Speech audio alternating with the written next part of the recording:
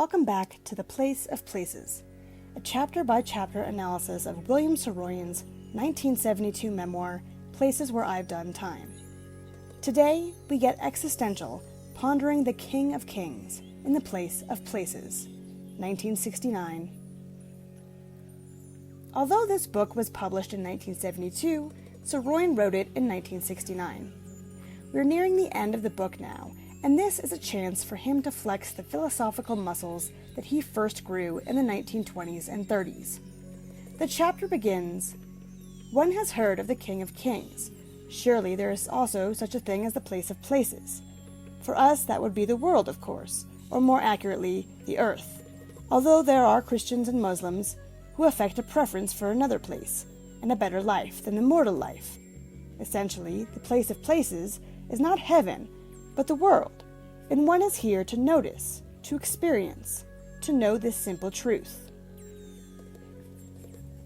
This echoes his themes in The Time of Your Life, where in the introduction he instructs the audience, "In the time of your life, live."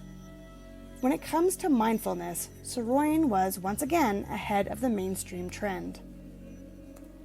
The term King of Kings actually has a complicated history. Most Christians would associate it with Jesus.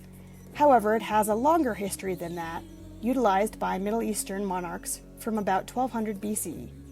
And around 100 BC, the Emperor of Armenia, Tigran the Great, began using the title once he conquered Syria. Armenian kings around 1000 AD revived the title. The term in and of itself is controversial historically, given who chose to use the title and who was given it. For the purposes of this chapter, it is likely exclusively referencing the Christian God. But we don't want to rule out Saroyan's ability to make esoteric and subtle references, especially when it comes to Armenia. He goes on to explain that we are stuck in these bodies, with these minds, at this time, and we are given no choice but to live. And what a place this body is. What an unbelievably tough, muscular, enduring, fantastic place it is, all charged with billions of secret impulses, memories, longings, expectations, compulsions, fears, loves, annoyances, anxieties, absurdities, inclinations, revulsions, and so on and so forth, very nearly endlessly.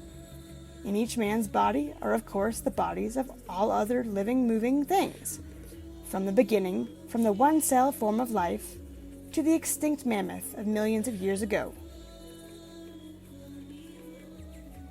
Here we have the echoes of Saroyan's early works, like the story 666, from 1936's Inhale and Exhale, and later renamed Ben. In this story, he examines the entirety of human history that led to the point when he, in the form of the narrator Ben, was born, and how amazing it is that he came to be at all. He writes, "It was myself, they who asked, and myself who answered. And it was in the street, in the city of my life, and we were many, 666, a multitude, myself alone among the multitude of myself. And suddenly the 665 shouted, 'Do you love life? Do you love it?' And I said, 'Yes, all moments of it, those of pain as much as those of joy, those of beauty and those of ugliness, the moments of grace as much as the moments of gracelessness. Allness I love.' Came the germ, cocky with mightiness, male, arrogant, laughing, tipping his hat to the emptiness. 'Good morning, Ben,' he said. 'I'll see you in a quarter of a century.' 'Good morning,' I said, and I saw him spring like a wrestler upon the loveliest of his opposites, embracing her with the ferocity of God, kissing the universe, driving away from him all emptiness, drawing into himself all form and grace and energy, absorbing her, laughing with madness of joy, turning to me to shout, 'In a quarter of a century, Ben!' And with greater and greater urgency, the first life forms come to be, then human civilizations that rose and fell, until eventually Ben is born to the same world of that same germ. For Saroyan, there was a real interest in patterns, rhythms, and cycles. This is clearest in his early works, but then becomes revived in his memoirs. This is the arena where Saroyan dips occasionally out of simplicity and into deep philosophy, and sometimes into a biblical style of writing that differs from his writing in the 1940s and 1950s. To Saroyan, the world and the soul are synonymous, as one creates the other. In this chapter he writes, "A man is himself in the place of places, alive in the other place of places. The little runt of the universe, the earth, with its marvelous toy, which man himself made, the world. How strange the word is! How strange the idea is!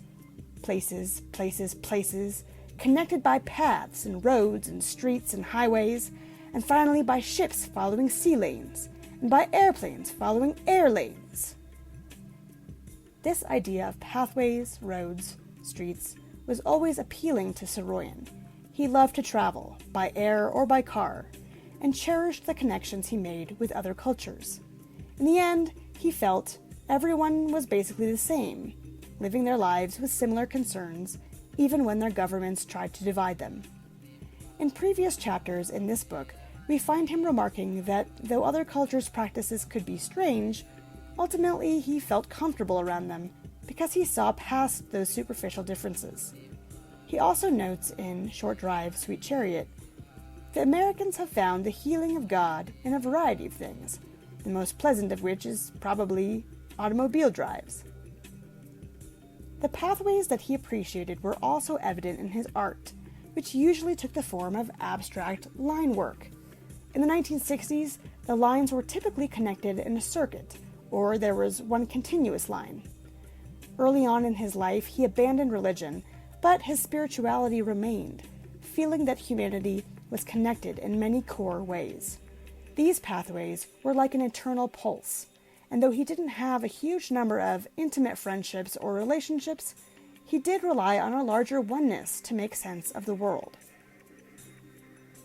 "And I used to believe I had forever, now I'm not so sure," he writes, "The Bible figured in the life of my family. I had heard that the Bible was the Word of God, and so I believed God had written it. It didn't matter that I didn't have a very clear idea as to who or what God was. Without needing to have a clear idea, without needing to define God, I believed I knew who God was, and somewhere along the line I began to believe that not only had He written the Bible, He had written all books. I therefore believed the Word was God's. I was rather well along in years before the obvious thrust aside the mythical, the marvelous, and in a sense the more deeply true, if superficially false. God, as such, wrote nothing as a matter of fact, not the Bible, not the dictionary, not any other book, not even the word cat. Men wrote. They wrote the Bible, the dictionary, the books, and cat. Boys, as such, didn't write the books, and for the most part they didn't read any of them either." One of Saroyan's great talents was being able to recreate the naivete of childhood in such a relatable way as to show the readers how we learn and change as we grow up. He excelled at putting recognizable pieces together to build an adult person. In this case, he demonstrates a sort of fall from grace as he decides that man made God, until he ultimately concludes that God is contained within men. In his first hit, The Daring Young Man on the Flying Trapeze and Other Stories, he explores the existential vigorously. The tone of most of the stories is fairly serious, especially compared to his later, more light-hearted stories published in magazines and in My Name is Aram, for example. At 26 years old, when that first collection was published, he had some very serious things to say. In the title story, he writes, "It is only in sleep that we may know that we live. There only, in that living death, do we meet ourselves and the far earth, God and the saints, the names of our fathers, the substance of remote moments.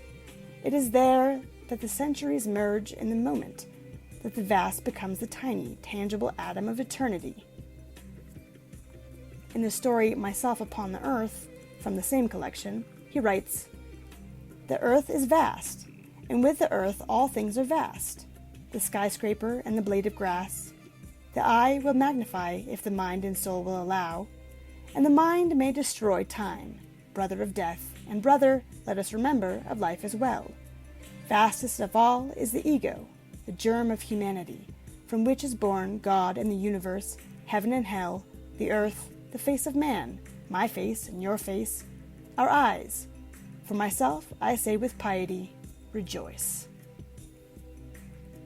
In the story And Man, he writes, I had seen the universe quietly in the emptiness, secret, and I had revealed it to itself, giving it meaning and grace and the truth that could come only from the thought and energy of man. And the truth was, man, myself, moment after moment, and man, century after century, and man, and the face of God in man, and the sound of the laughter of man in the vastness of the secret, and the sound of his weeping in the darkness of it. And the truth was myself, and I was man. Still a young man in 1934, he implements the vocabulary and rhythms of a preacher in his writing. He wasn't that distant from his childhood in Fresno, going to church with his family. He was also thinking deeply about the loss of his father, a preacher. As time distanced himself more and more from the religion of his childhood, his writings tended to have a less biblical quality. Coming to terms with his father's life was a key part of his young adulthood, from going to New York to follow his father's footsteps, to writing about fatherhood even before he was a father. There's also imagery that reappears in Saroyan's work. One example is the egg, which is very symbolic to him and also in the broader literature canon. In the story, Yea and Amen, from Inhale and Exhale, a chicken's egg is compared to God, and as the narrator can't find the egg he is looking for, so too can he not find God. The egg symbol makes an appearance in several of his early stories. The eternity of a circular shape is one appealing image for him, and the concept of a seed creating life is another that he implemented in many of his writings. Saroyan was interested in legacy, and the egg suited him well as a metaphor throughout his career.